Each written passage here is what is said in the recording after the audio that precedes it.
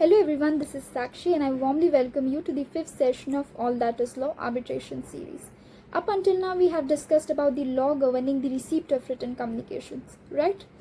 So now today's topic is quite different from what we have discussed prior. So let's begin. Now I would like to ask you one question as to what is your understanding with regards to the term waiver. What is waiver?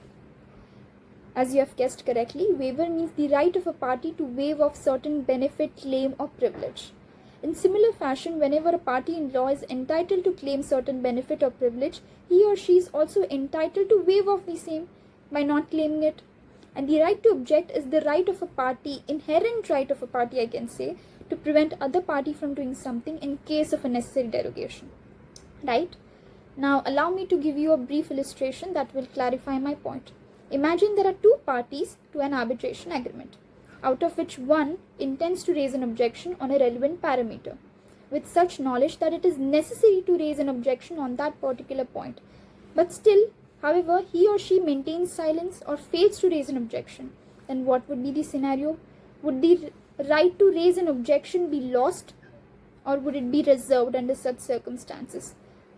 Also, in a different scenario, when a time limit is provided to raise an objection, but the party fails to raise an objection within that period of time, what would be the result?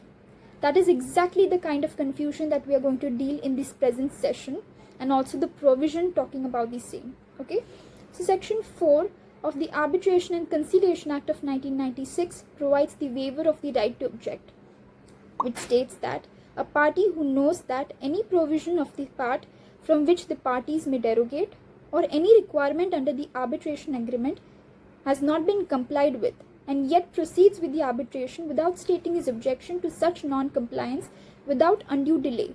If a time limit is provided for stating that objection, and within that period of time, shall be deemed to have waived off his right to so object, which means that if any party has to object, it is necessary or it is imperative to raise that objection within that period of time.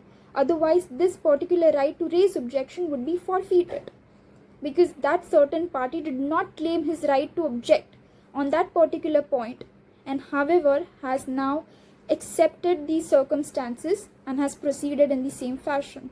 I hope this information was quite useful to you.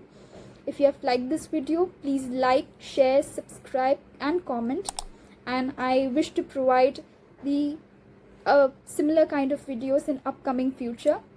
And until then, keep learning, keep growing. Thank you.